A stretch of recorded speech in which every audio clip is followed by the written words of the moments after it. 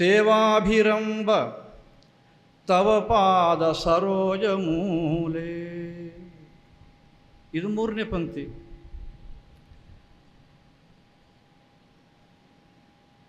ಸೇವೆಗಳಿಂದ ಹೇ ತಾಯೇ ನಿನ್ನ ಪದ ತಲದಲ್ಲಿ ಅಂತ ಹೇಳ್ತಿದ್ದಾರೆ. ಈಗ ಮೂರನೇ ಪಂಕ್ತಿಯಲ್ಲಿ ಮೇಲಿಂದ ಮೇಲಕ್ಕೆ ನೋಡಿದರೆ ನಮ್ಗೆ ಅರ್ಥ ಇಷ್ಟೇ ಕಾಣೋದು. ಆಮೇಲೆ ನಾಲ್ಕನೇ ಪಂಕ್ತಿಯಲ್ಲಿ ಹೇಳಿದರು, ಹೀಗೆ ಸೇವೆ ಮಾಡಿದವರಿಗೆ ನಾಕಾರಿ ಕಿಂ ಮನಸಿ ಭಾಗ್ಯವತಾಂ ಜನಾನಾಂ. ಇದು ನಾಲ್ಕನೇ ಪಂಕ್ತಿ. ಭಾಗ್ಯವಂತರಾದಂತಹ ಭಕ್ತರಿಗೆ ಈ ರೀತಿಯ ಸೇವೆ ಮಾಡಿದ್ದೇ ಆದರೆ, ನಿನ್ನ ಪಾದ ಸೇವೆ ಮಾಡಿದ್ದೇ ಆದರೆ, ಅಮ್ಮ ನೀನು ಏನು ತಾನೇ ಕೊಟ್ಟಿಲ್ಲ ಅಂದರೆ ಎಲ್ಲವನ್ನು ಕೊಟ್ಟೇ ಕೊಡ್ತಿ ಅಂದರೆ ಸಂದೇಹವಿಲ್ಲ ಅಂತ ಹೇಳಿದ ಹಾಗಾಯಿತು.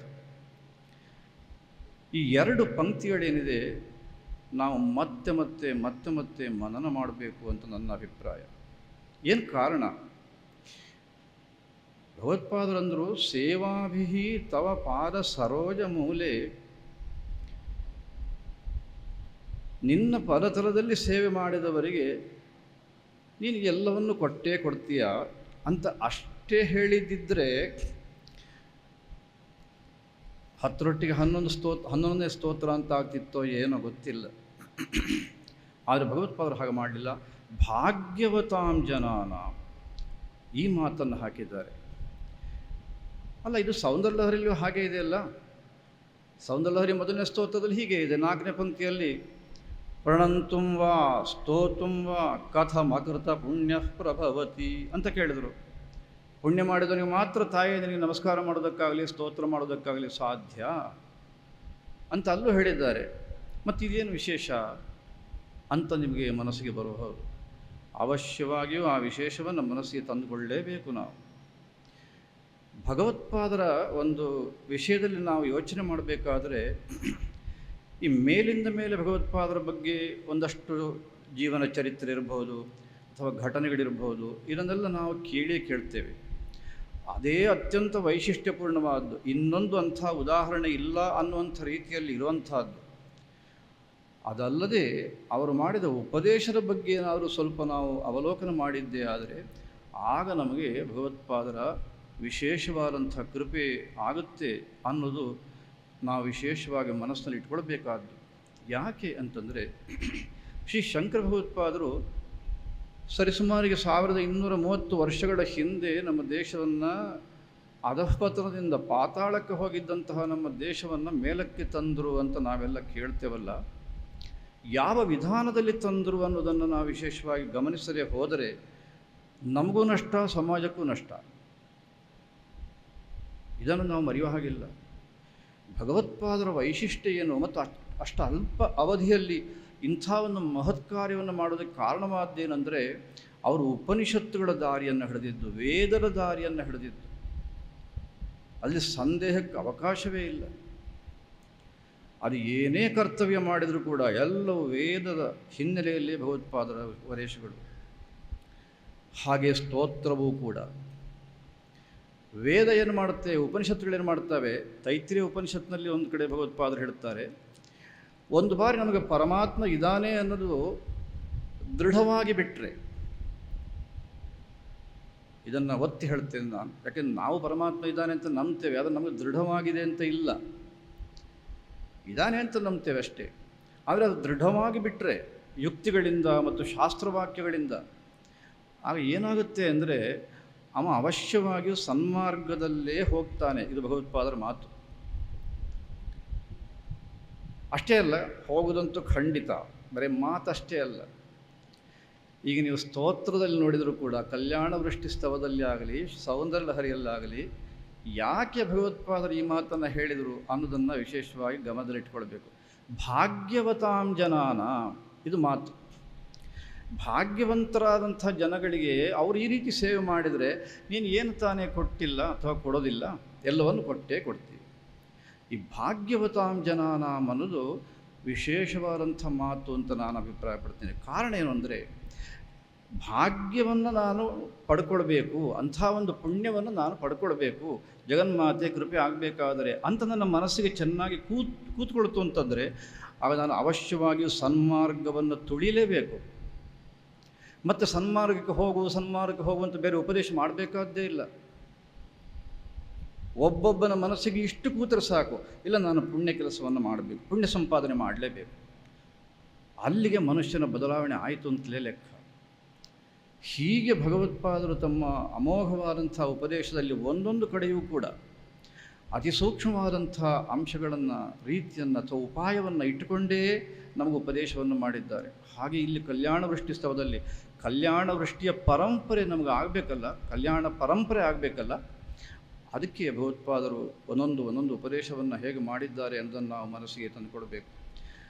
ಭಾಗ್ಯವತಾಂ ಜನ ನಾವು ನೀನು ಎಲ್ಲವನ್ನು ಕೊಡ್ತೀ, ಅಂಥ ಭಾಗ್ಯವಂತರಿಗೆ ಕೊಡ್ತೀ ನಿನ್ನ ಪಾದಸೇವೆ ಮಾಡಿದರೆ ಅಂತ ಹೇಳ್ತಾ, ಆ ಪಾದಸೇವೆ ಎಂಥದ್ದು ಅಂತ ಮೊದಲನೇ 2 ಪಂಕ್ತಿಗಳಲ್ಲಿ ಹೇಳ್ತಾರೆ. ನಾನು ಅದನ್ನು ಸಾರಾಂಶ ಮಾತ್ರ ಹೇಳ್ತೇನೆ, ಮತ್ತು ವಿಶೇಷ ಹೋದರೆ ಸಮಯ ಮುಂದಕ್ಕೆ ಹೋಗುತ್ತೆ. ಭಗವತ್ಪಾದರು ಮೊದಲನೇ ಪಂಕ್ತಿಯಲ್ಲಿ ಹೇಳಿದರು, ಅಮೃತದಂತೆ, ಅಮೃತ ಸಮಾನವಾದಂಥ ಒಂದು ಸೇವೆ ಅದು, ಅದರಿಂದ ಕೂಡಿರತಕ್ಕಂಥದ್ದು ಆ ಸೇವೆ.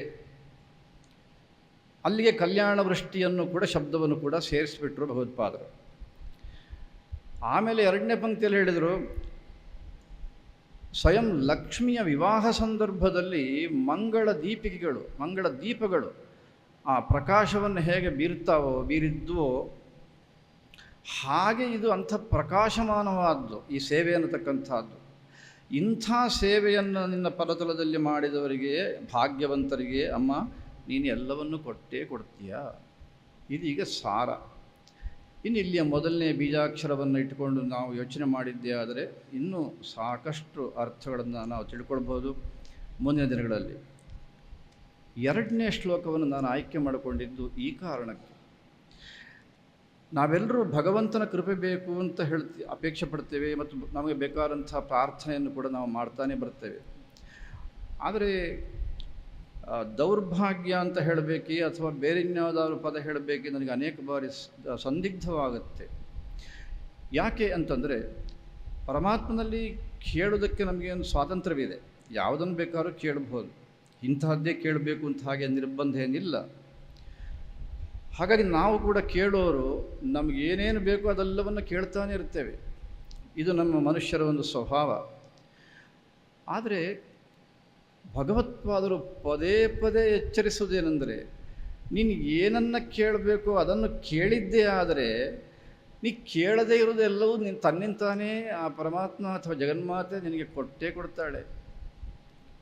ನಿನಗೆ ಯಾಕಾದರೂ ಸಂದೇಹ, ಅದಕ್ಕಾಗಿ ನೀನು ಏನು ಕೇಳಬೇಕು ಅನ್ನೋದನ್ನು ಬಹಳ ಯೋಚನೆ ಮಾಡಿ ಕೇಳು ಅಂತಲೇ ಭಗವತ್ಪಾದರು ಪದೇ ಪದೇ ನಮಗೆ ಹೇಳೋದು. ಹಾಗಾಗಿ ನೀವು ಭಗವತ್ಪಾದರ ಸ್ತೋತ್ರದಲ್ಲಿ ಎಲ್ಲೂ ಕೂಡ ಒಂದು ಸಣ್ಣ ಬೇಡಿಕೆಗಳೆಲ್ಲ ನಮ್ದು ಇರ್ತಾವಲ್ಲ, ಅಂಥ ಬೇಡಿಕೆಗಳು ಒಂದೇ ಒಂದು ಕಾಣೋದಕ್ಕೆ ಸಾಧ್ಯವಿಲ್ಲ ಭಗವತ್ಪಾದರ ಸ್ತೋತ್ರದಲ್ಲಿ. ಸೌಂದರ್ಯ ಲಹರಿಯಲ್ಲಿ ನೋಡಿದ್ದೇವೆ, ದಕ್ಷಿಣಾಮೂರ್ತಿ ಅಷ್ಟಕ ನೋಡಿದ್ದೇವೆ, ಅಥವಾ ಇನ್ನು ಉಳಿದ ಸ್ತೋತ್ರಗಳು ನಾವೆಲ್ಲ ನೋಡಿದ್ದೇವೆ. ಗೌರಿ ದಶಕ ಏನಿದೆ ಅದರಲ್ಲಿ ಕೂಡ ನೀವು ಇಲ್ಲಿ ನೋಡಿ, ಎಲ್ಲೂ ಕೂಡ ಬೇಡಿಕೆಗಳು ಆ ಥರದ್ದು ಯಾವುದೂ ಇಲ್ಲ. ಯಾಕಿಲ್ಲ ಅಂದರೆ, ನಿರ್ಣಯ ಅದು, ಶಾಸ್ತ್ರಗಳು ಅದನ್ನೇ ನಮಗೆ ತಿಳಿಸುವಂಥದ್ದು. ಏನು ಅಂದರೆ, ಒಂದನ್ನು ಬೇಡ್ಕೊಂಡು ಬಿಟ್ಟರೆ ಮತ್ತೆಲ್ಲವೂ ತನ್ನಿಂತಾನೇ ಬಂದು ಸೇರುವಂತೆ ಯಾವುದನ್ನು ಬೇಡಬೇಕು ಅಂತ ಹೇಳಿದ್ದಾರೆ. ಅದಕ್ಕೆ ಭಗವತ್ಪಾದರು ಆಯ್ಕೆ ಮಾಡಿದಂಥ ರೀತಿ, ಈ ಪಂಚದಶಾಕ್ಷರಿ 2ನೇ ಅಕ್ಷರ ಎ ಅನ್ನತಕ್ಕಂಥದ್ದು, ಏರಿಂದ ಈಗ 2ನೇ ಶ್ಲೋಕ ಆರಂಭ ಮಾಡಬೇಕು. ಅದಕ್ಕೆ ಭಗವತ್ಪಾದರು ಏತಾವದೇವ ಜನನಿ ಸ್ಪೃಹಣೀಯಮಾಸ್ತೆ, ಇದು 2ನೇ ಶ್ಲೋಕದ ಮೊದಲನೇ ಪಂಕ್ತಿ. ಪಾದಸೇವೆ ಮಾಡಿದವರು ನೀವು ಎಲ್ಲವನ್ನು ಕೊಡ್ತೀನಿ ಅಂತಂದಾಗ ಬೇಡಿಕೆಗಳನ್ನು ಮುಂದಕ್ಕೆ ಇಡೋದಕ್ಕೆ ನಮಗೇನು ಕೊರತೆ ಇಲ್ವೇ? ಪಟ್ಟಿ ಸದಾ ಸಿದ್ಧ ಇರುತ್ತೆ ನಮ್ಮ ಹತ್ರ ಬೇಡಿಕೆಗಳದ್ದು. ಆದರೆ ಭಗವತ್ಪಾದರು ಏಯಿಂದ ಆರಂಭ ಮಾಡಿ ನಮ್ಮನ್ನು ಎಚ್ಚರಿಸ್ತಾರೆ. ಜಗನ್ಮಾತೆ ಕೊಡ್ತಾಳೆ ನಿಜ, ಅದನ್ನು ನೀನು ಸುಮ್ಮನೆ ಮನಸ್ಸಿಗೆ ಬಂದಿದ್ದೆಲ್ಲ ಕೇಳೋದಕ್ಕೆ ಹೋಗಬೇಡ. ಯಾಕೆ? ಕಾರಣ ಇದೆ. ಭಗವತ್ಪಾದರು ಏನು ಬೇಡಲಿಕ್ಕೆ ಹೇಳಿದರು? 2ನೇ ಶ್ಲೋಕದಲ್ಲಿ ಭಗವತ್ಪಾದರು ಹೇಳ್ತಾರೆ, ಅಮ್ಮ ನನಗಿನ್ನೇನು ಬೇಡ, ಇಷ್ಟೇ ಸಾಕು. ಹೌದೇ? ಇಷ್ಟೇ ಅಂದರೆ ಎಷ್ಟು? ಇದೊಂದು ದೊಡ್ಡ ಪ್ರಶ್ನೆ. ಮತ್ತೆ ಇಷ್ಟು ಅಂತ ಆಗ್ಬೋದು, ಇಷ್ಟು ಅಂತ ಆಗ್ಬೋದು, ಇಷ್ಟು ಅಂತ ಆಗ್ಬೋದು, ಹೇಗೆ ಬೇಕಾದ್ರೂ ಆಗ್ಬೋದು. ಅದಕ್ಕೆ ಭಗವತ್ಪಾದರು ಎರಡನೇ ಪಂಕ್ತಿಯಲ್ಲಿ ಹೇಳಿದರು, ಹಾಗಲ್ಲ, ಏತಾವದೇವ, ಇಷ್ಟೇ ಸಾಕು ಅಂತಂದರೆ ಅದಕ್ಕೆ ಒಂದು ವಿಶೇಷವಾದ ಅಂಶವನ್ನು ಮನಸ್ಸಿನಲ್ಲಿ ಇಟ್ಟುಕೊಂಡು ನಾನು ಇದನ್ನು ಹೇಳ್ತಾ ಇದ್ದೇನೆ. ಏನದು ಅಂದರೆ, ಅಮ್ಮ ನಿನಗೆ ನಮಸ್ಕಾರ ಮಾಡ್ತೇನಲ್ಲ ನಾನು, ಆ ನಮಸ್ಕಾರ ಮಾಡುವಾಗ ನನ್ನ ಕಣ್ಣಲ್ಲಿ ನೀರು ಚೆನ್ನಾಗಿ ಬಂದುಬಿಡಲಿ. ಕಣ್ಣಲ್ಲಿ ನೀರು ಬಂದು ಕಣ್ಣು ಅಲ್ಲಿಗೆ ತಡೆ ಉಂಟಾಗಬೇಕು, ಕಣ್ಣಿಗೆ ಸ್ತಬ್ಧವಾಗಬೇಕು, ಏನು ಕಾಣೋದೇ ಇಲ್ಲ ಅಂತ ಆಗಬೇಕು. ಇಷ್ಟೇ ಸಾಕು ನನಗೆ ಅಂದ್ರೆ ಭಗವತ್ಪಾದರು. ಬಹುಶಃ ಕೂತವರೆಲ್ಲ ನಾವು ಯೋಚನೆ ಮಾಡ್ಬೋದು, ಓಹೋ ಹೀಗೆ ಹೇಳಿದರೆ ಕಲ್ಯಾಣ ದೃಷ್ಟಿಯಲ್ಲಿ ಭಗವತ್ಪಾದರು, ನೀವು ಇದನ್ನು ಅಭಿಯಾನಕ್ಕಿಂತ ಮೊದಲೇ ಹೇಳಿದ್ದಿದ್ದರೆ ನಾವು ಯಾರು ಇದನ್ನು ಅಭ್ಯಾಸ ಮಾಡ್ತಿರಲಿಲ್ಲ. ಏನು ಕಾರಣ? ನಾವು ಈ ಸ್ತೋತ್ರ ಅಭ್ಯಾಸ ಮಾಡೋದು ನಮ್ಮ ಕಣ್ಣೀರು ಹೊರಟೋಗುತ್ತೆ, ಕಣ್ಣೀರನ್ನು ಒರೆಸ್ತಾಳೆ ಜಗನ್ಮಾತೆ ಅಂತ ನಾವು ಸ್ತೋತ್ರವನ್ನು ಪಾರಾಯಣ ಮಾಡೋದು. ಇಲ್ಲಿ ನೀವೀಗ ಎರಡನೇ ಸ್ತೋತ್ರದಲ್ಲಿ ಕಣ್ಣೀರು ಚೆನ್ನಾಗಿ ಬರಲಿ ಅಂತ ಸ್ತೋತ್ರ ಮಾಡ್ತಾರೆ ಅಂತ ಹೇಳ್ತೀರಲ್ಲ.